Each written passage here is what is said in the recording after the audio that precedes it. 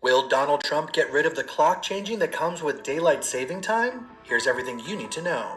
In the wee hours of Sunday, March 8th, the vast majority of Americans will, once again, lose an hour of sleep and enter the part of the year known as daylight saving time. Arizona and Hawaii are the only states that never spring forward or fall back. They will remain locked into what's known as standard time for the next 6 months, and possibly forever going forward. As for the other 48 states, many seem to be fed up with the biannual tradition of seasonal time changes.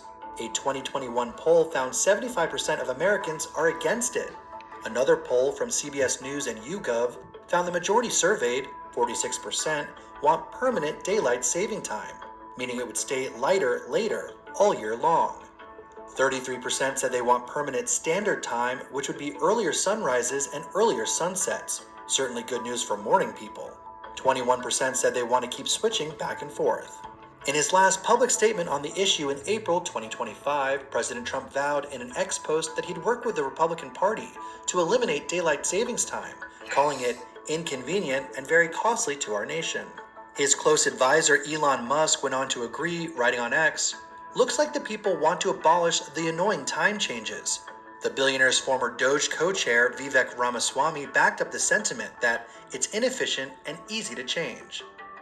Now, close to a year later, it remains to be seen what exactly the Trump administration will do to make it official, and whether or not they'd support permanently turning the clocks forward or backward.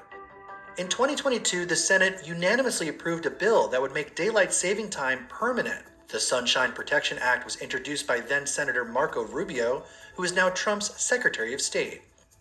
The Florida Republican said, "This ritual of changing time twice a year is stupid," noting that locking the clock has overwhelming bipartisan and popular support.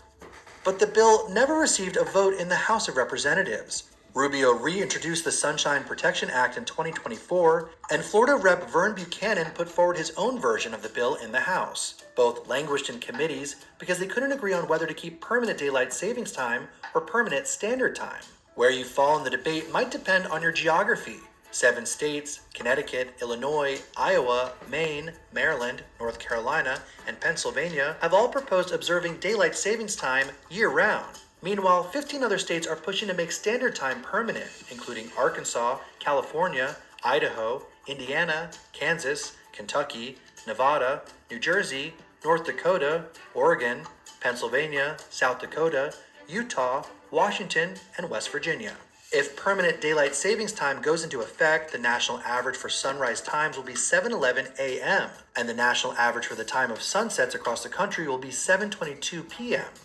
Meanwhile, enacting permanent standard time would push those sunrises back to 6:11 a.m. and sunsets to 6:22 p.m.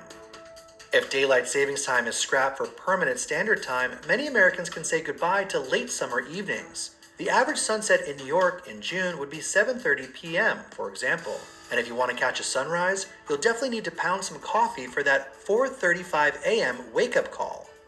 Right now, time zones and time changes are federally regulated.